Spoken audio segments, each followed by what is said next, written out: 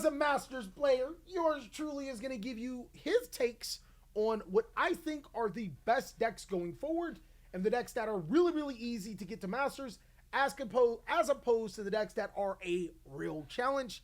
Let's jump on in. Let's go ahead and first start off talking about Branded. I think with the new cards coming out, we already know, pretty much confirmed, Kashtira Riceheart is going to be there. Branded Fusion at 1. I think that this deck is a borderline situation. If you already have Branded, it probably means you've been eating glue since the deck came out. You know how to play the deck very well. It's also a powerful deck when you can get to and resolve Branded Fusion. But I think I would put it in borderline because it's still really strong. It needs the rest of the support to make it incredibly strong. But for right now, it is extremely hindered in the game. Ironically, I also think that Blackwings are a lot better than what people give it credit. But I'm going to put it in takes a really good pilot. And the reason why I put Blackwings in to take a really good pilot is because you really have to know exactly what you're doing with Blackwings. There's no free wins by using the Bestial cards to banish your opponent Light and Dark cards, because those Light and Dark decks have all been hit tremendously. I think that Blackwings are a really fun and powerful deck, really, really good, and possibly the best structure deck that you can get in Master Duel. It genuinely might be. I think that Blue Eyes is still a real challenge right now. Nothing has really changed for this particular deck. It still struggles because it isn't as strong as some of the other strategies that we're going to talk about. But it is incredibly fun, and I got to give you mad points. If you make it to Masters with Blue Eyes, you win it, my guy. I would say that Chaos is a little bit better than Blue Eyes. I think Chaos is really, really fun to see. There are times where you just summon Chaos Angels, and that alone can get you a lot of wins. But outside of that, you're going to have to learn how to pilot Chaos, like my man Solstice, and being able to use it at a high level is going to require a lot of skill. I think Dark Magician is in the same boat as Blue Eyes, but if you had to pick a Yu-Gi-Oh! First generation anime deck, Dark Magician would be stronger than Blue Eyes in my humble opinion, and the reason why is because Dark Magician's playstyle plays a little bit better into Yu-Gi-Oh! Right now than Blue Eyes, because of that Dark Magical Circle actually giving you forms to be able to disrupt your opponent. Now, don't get me wrong, Blue Eyes Jet Dragon is crazy. I think that the card's insane. And Blue Eyes Chaos Max is a game ender. But those cards don't necessarily stop the opponent from doing things where Dark Magician can, and it plays well into so many other cards. I think Dark World 100% now takes a really good pilot. I would actually put this deck a lot higher, but my beef with this is that Dark World requires a brain to play since you can't Dark World hand loop. I think that when Triple Tactics Thrust comes out in Master Duel, I'm not doing it for Master Duel, it would be a lot stronger of a deck because Thrust allows you to get into your Triple Tactics talents, and you can use both of those cards if you summon your Dark World, I forget its name, the little guy that summons to your opponent's side of the field to trigger your effective Dark Worlds. This could be an actual really, really powerful, fun Yu-Gi-Oh! Deck. My only beef, A, you got to learn all of the combo lines and you have a timer. B, your stuff is banned, your hand loop is banned. And C, the deck is incredibly expensive, but very fun. Dinos will be in the exact same spot as Dark World. This deck is very, very expensive and does take a really good player to be able to master inside of Master Duel. I wouldn't recommend it for somebody jumping in or looking for a good deck that is cheap and easy to get to because it's just so many ultra rares for the deck, it's ridiculous. I would say that Dogmatika, in Master Duel, Dogmatika is borderline. And the reason why I would say borderline is because there are so many Master Duel players in the lower ranks that are really extra deck reliant. And once you start to take away their extra deck, you just outright win the game. Also, keep in mind, Albazoa is a crazy strong card, untargetable, undestructible by monsters from the extra deck. So that can carry a lot of weight. But once you start to play against some of those players that know exactly what they're doing, it becomes a genuine problem. Draco Slayer just got support through the ban list with Luster Pendulum. Now, I'm going to give Draco Slayer the benefit of the doubt. I'm going to actually put it in borderline as well.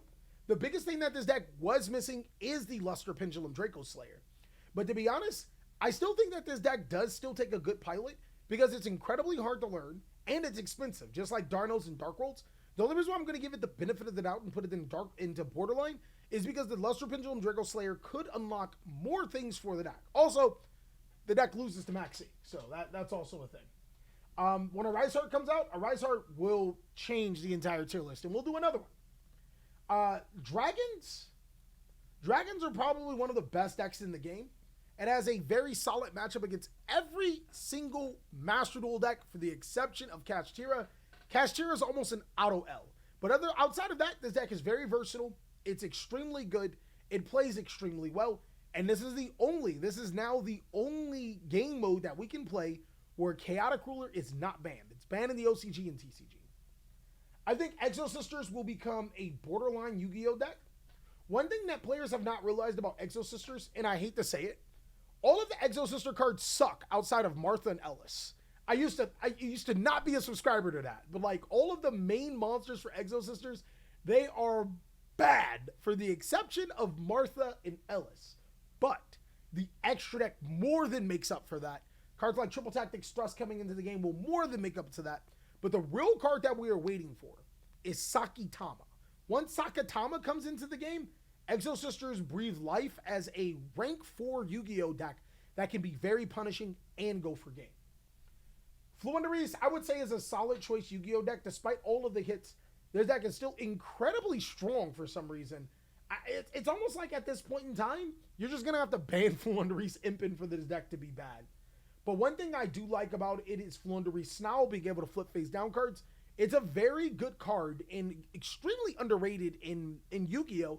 Because the TCG and OCG didn't play it. But keep in mind, the TCG and OCD didn't have Impin and all these other limits that are happening to Floowandereeze. I think personally that Fur Hire is the strongest version of Sprite right now because it's non-reliant on most of the Sprite cards like Nimble Beaver that just got limited. And it's a very, very powerful deck. Nothing changes for this deck.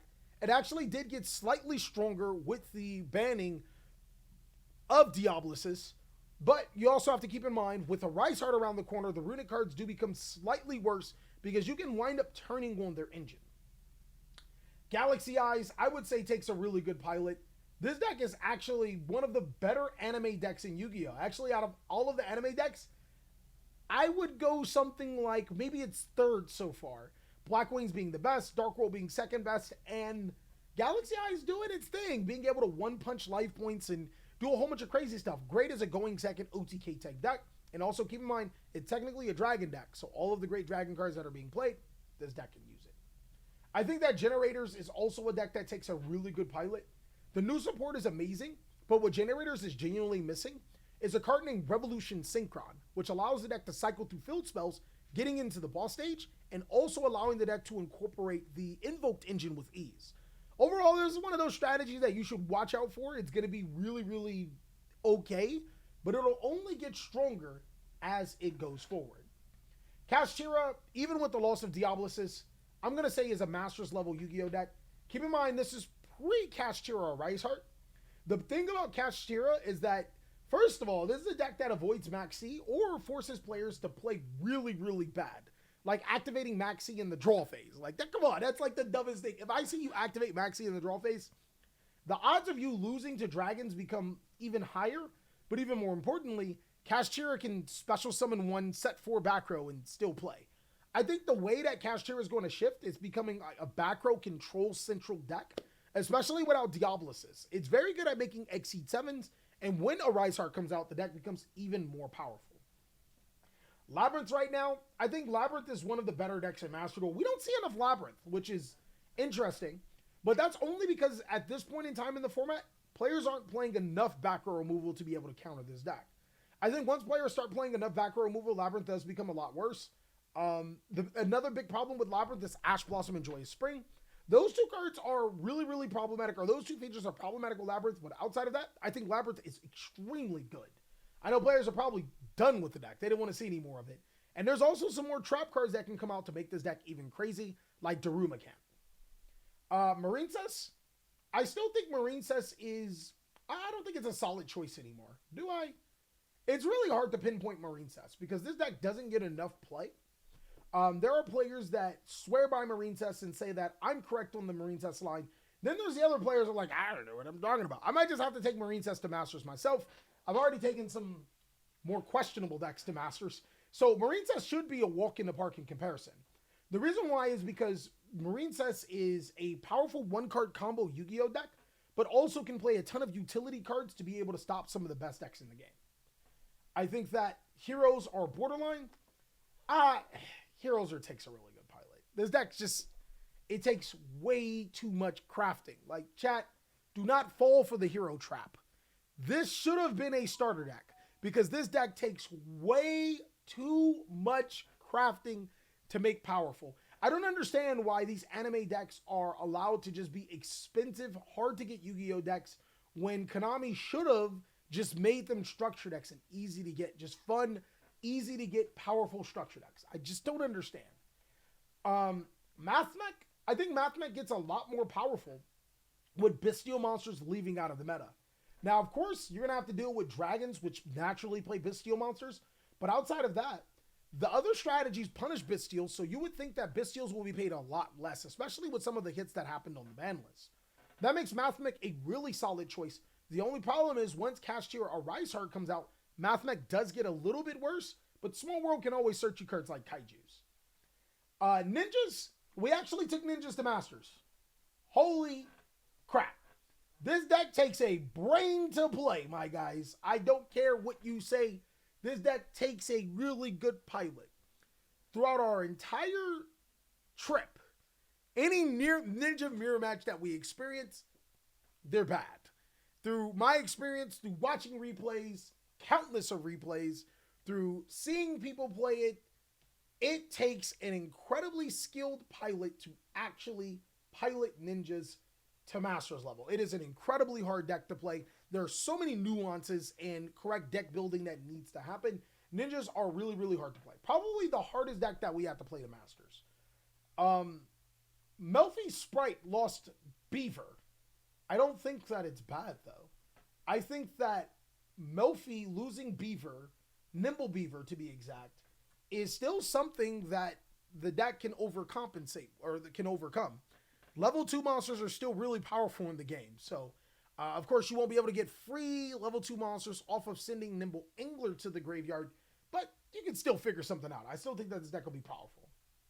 Notoria Runic, I think, is another one of the powerful decks. Unfortunately, when Kashtira does get a Rise Heart, it becomes a little bit more awkward. Same thing with Furhire. But these two decks will find ways to be able to combat and still are really powerful decks. Plunder Patrol is solid, really borderline. Plunder Patrol has actually an incredible matchup against Kashtira because you give them a token and then they kind of just lose. Sometimes they just don't know what to do. Like they just auto scoop, which is crazy.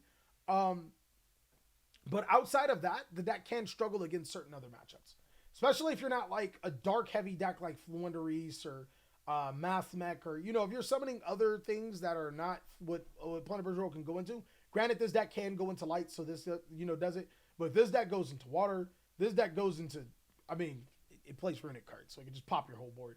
This deck doesn't. Special summon. Really odd situations for Plunder Patrol a lot of times in the ladder. I think P.U.N.K is borderline.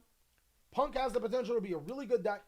I think currently, right now, the best version of Kashtira might just be Kashtira P.U.N.K. But P.U.N.K as a whole deck, I think once we get the Gold Pride cards, it becomes a lot better. Purrely is Masters level. This deck in the TCG completely thrashes Kashtira, which is really, really crazy because at that point in time, Delicious Memory was at 1. So now with 3 Delicious Memory and almost full power Purrely, this will be the deck to be able to contend against Kashtira.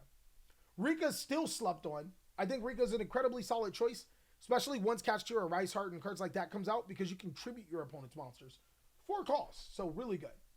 Scareclaw, I think, is borderline. Scareclaw doesn't necessarily do anything bad.